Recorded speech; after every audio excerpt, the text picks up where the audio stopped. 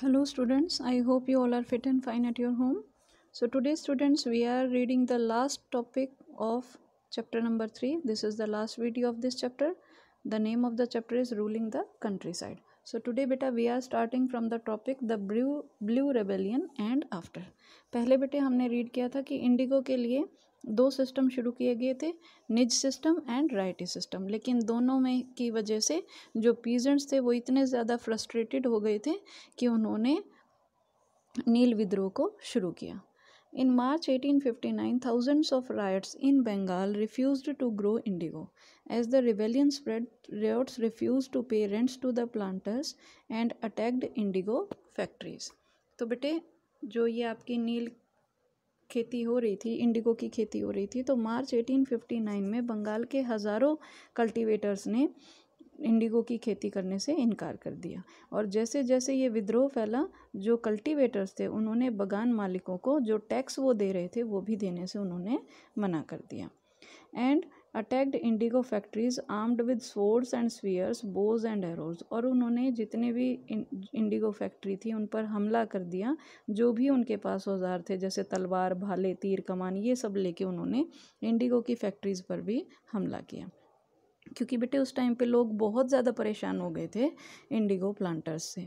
So women turned up to fight with pots, pans and kitchen implements. जो ladies थी बेटे उस time पे वो भी इस लड़ाई में कूद पड़ी थी, अपने अपने बर्तनों को लेके, जैसे पॉट, पैन, इस तरह के जो किचन इम्प्लीमेंट्स थे उनको लेके वो भी लड़ाई में उतर चुकी थी.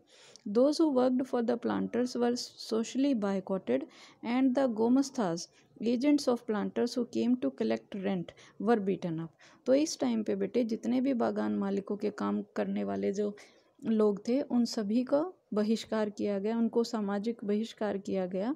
और जो गुमाश्ता एजेंट होते थे, जो रेंट कलेक्ट करने आते थे, उनकी भी पिटाई कर दी गई.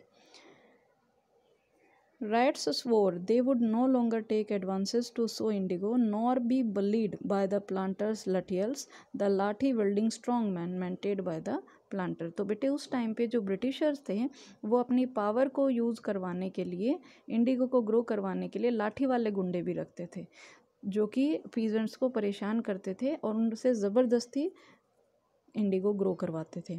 तो अब जितने भी कल्टीवेटर्स थे उन सभी ने कसम खा ली थी कि ना तो वो इंडिगो की खेती के लिए कर्जा लेंगे और ना ही बागान मालिकों के साथ जो लठ वाले गुंडे आ रहे थे उनसे डरेंगे. वो डट कर सामना करेंगे हर चीज़ का. Why did the Indigo peasants decide that they would know longer remain silent. तो अब बेटे क्वेश्चन आता है कि अब जो इंडिगो ग्रो करने वाले जो किसान थे वो चुप बैठने को तैयार क्यों नहीं थे. What gave them the power to rebel. ऐसा उनको क्या मिल गया था जिसकी वजह से उन्होंने बगावत की ताकत आ गई थी. Clearly, the indigo system was intensely oppressive, but those who are oppressed do not always rise up in rebellion. They do so only at times. तो यहाँ बेटे एक बहुत अच्छी बात दे रखी है कि वैसे तो कोई शक की बात नहीं है कि जो इंडिगो की खेती थी वो बहुत ही ज़्यादा दमनकारी थी. मतलब जो पीजेंट्स थे उनको उन पर बहुत ज़्यादा दबाव बनाया जाता था, बहुत ज़्यादा उनको दबाया जाता था. लेकिन जो लोग दबे होते हैं वो हमेशा बगावत नहीं करते, ऐसा सिर्फ कभी कभी होता है. और वही ये ब्लू रिबेलियन के केस में हुआ था. In 1859, the Indigo Rats felt that they had the support of the local zamindar and village headmen in their rebellion against the planters. तो 1859 में जितने भी इंडिगो कल्टीवेटर्स थे उनको लगने लगा कि ये जो प्लांटर्स हैं या बागान मालिक हैं इनके खिलाफ जो हमने बगावत शुरू कर रखी है इसमें ज़मींदार और विलेज के जो मुखिया हैं वो भी हमें हेल्प कर सकते हैं. In many villages, headmen who had been forced to sign indigo contracts mobilized the indigo peasants and fought pitched battles with the lathis. तो बहुत सारे गाँव में बेटे जो मुखिया होते थे उन्होंने जो भी एग्रीमेंट ये इंडिगो से रिलेटेड किया जाता था उसके खिलाफ, जो ज़बरदस्ती साइन किए जाते थे उसके खिलाफ उन्होंने जो कल्टीवेटर्स थे उनको इकट्ठा किया और जो लाठी वाले गुंडे होते थे उनके साथ लड़ाई लड़ी. In other places, even the zamindar went around villages urging the riots to resist the planters. और बेटे कुछ एरियाज़ में जो कल्टीवेटर्स थे उनकी बगावत के लिए उकसाते हुए कुछ ज़मींदार भी देखे गए जो कि कल्टीवेटर्स को उकसा रहे थे गांव-गांव घूमकर कि आप जो भी बागान मालिकों की ताकत बढ़ती जा रही है तो आप जो भी बागान मालिक कर रहे हैं उसके खिलाफ अपनी आवाज़ उठाएं। ऐसा क्यों हो रहा था? These zamindars were unhappy with the increasing powers of the planters and angry at being forced by the planters to give them land on long leases. तो बेटे ज़मींदार इस बात से क्यों गुस्सा थे?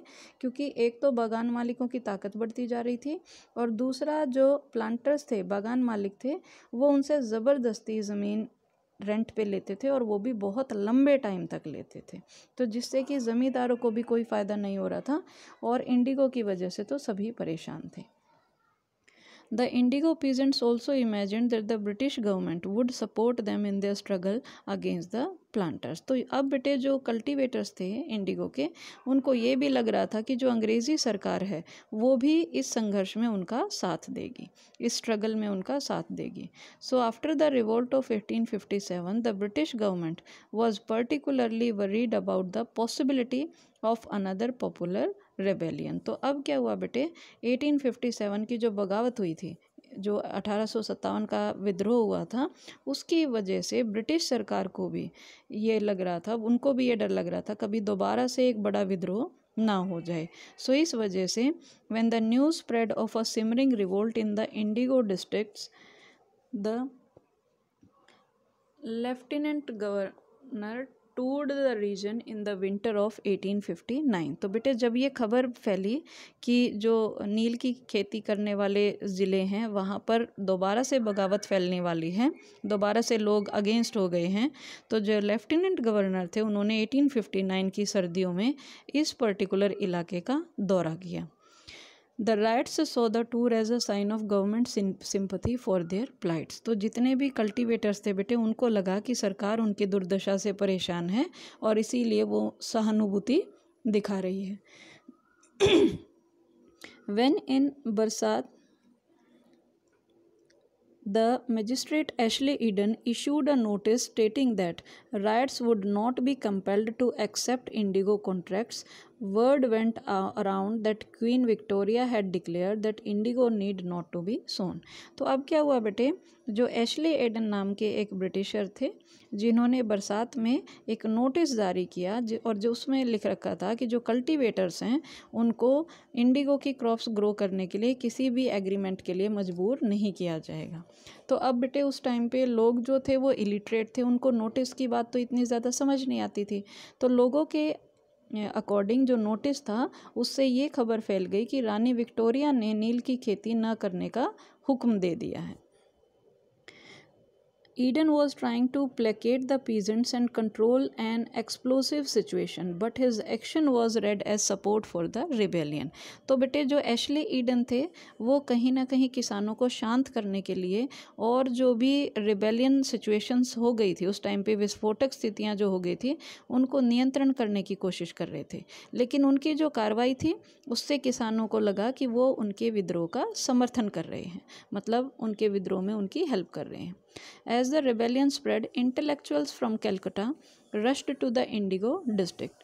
They wrote of the misery of the riots। तो जैसे जैसे बेटे विद्रोह फैला, कलकत्ता के जितने भी पढ़े लिखे लोग थे वो भी उन ज़िलों में की ओर चल पड़े जहाँ पर इंडिगो की खेती की जाती थी, और वहाँ पर जो कल्टीवेटर्स थी उनकी जो दुर्दशा थी, बागान मालिकों की जो ज़ोर ज़बरदस्ती थी, और here it is written they wrote of the misery of the riots, the tyranny of the planters and the horror of the indigo system।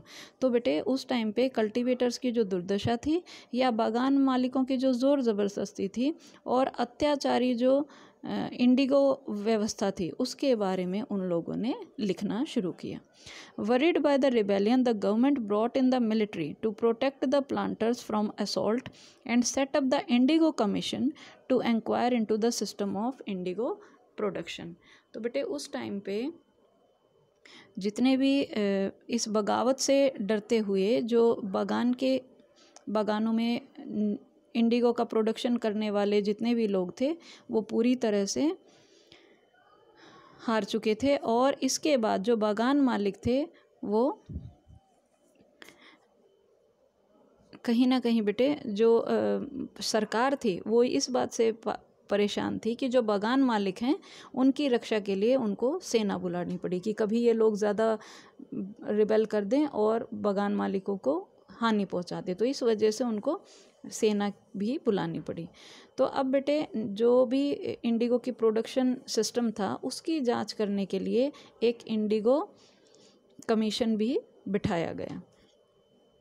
The commission held the planters guilty and criticized them for the coercive methods they used with indigo cultivators। तो अब बेटे जब जांच की गई तो इस आयोग ने बागान मालिकों को दोषी पाया और ये बताया कि ज़ोर ज़बरदस्ती के लिए करके इन्होंने इंडिगो की प्लांटेशन करवाई और इस बात की उनकी बहुत ज़्यादा आलोचना भी की गई। It declared that indigo production was not profitable for ryots. The commission asked the ryots to fulfill their existing contracts but also told them that they could refuse to produce indigo in future। तो अब बेटे ये जो commission बिठाया गया था उससे क्या फ़ायदा हुआ कि उस कमीशन ने कहा कि जो भी इंडिगो की खेती की जा रही थी वो कल्टीवेटर्स के फ़ायदे के लिए नहीं थी और जो कल्टीवेटर्स हैं उनको ये कहा गया कि जो भी आपका एग्रीमेंट है आप उसको एट प्रेजेंट जो एग्रीमेंट है उसको पूरा करें, लेकिन आगे से अगर वो चाहें तो इंडिगो की खेती बंद कर सकते हैं। तो ये एक बहुत अच्छा स्टेप था जो इंडिगो कमीशन ने लिया था जिससे कि भारत वालों को एक उम्मीद जग गई थी। So after the revolt indigo production collapsed in Bengal. तो इस बगावत के बाद बेटे जितनी भी इंडिगो की प्रोडक्शन थी बंगाल में वो पूरी तरह से ख़त्म हो चुकी थी। But the planters now shifted their operations to Bihar. लेकिन ब्रिटिशर्स तो रुकने वाले नहीं थे, तो इस वजह से बागान मालिक जो थे उन्होंने अपना ध्यान बिहार की तरफ देना शुरू कर दिया। With the discovery of synthetic dyes in the late 19th century their business was severely affected but yet they managed to expand production. तो अब क्या हुआ बेटे 19वीं शताब्दी में आर्टिफिशियल कलर्स का निर्माण होने लगा, मतलब जो आर्टिफिशियल डाइज थी उनकी डिस्कवरी शुरू हो गई थी, तो जिसकी वजह से जो प्लांटर्स थे उनका बिजनेस काफ़ी अफेक्ट हुआ था, लेकिन फिर भी वो अपनी प्रोडक्शन को बढ़ाने के लिए अपनी प्रोडक्शन को बढ़ाने में सफल रहे। So when Mahatma Gandhi returned from South Africa, a peasant from Bihar persuaded him visit Champaran and see the plight of the peasants। तो अब बेटे जो महात्मा गांधी थे जब वो साउथ अफ्रीका से चंपारण में आए तो एक इंडिगो कल्टीवेटर ने महात्मा गांधी से ये रिक्वेस्ट करी कि वो चंपारण के लोगों की दुर्दशा देखें। तो बेटे इसीलिए जो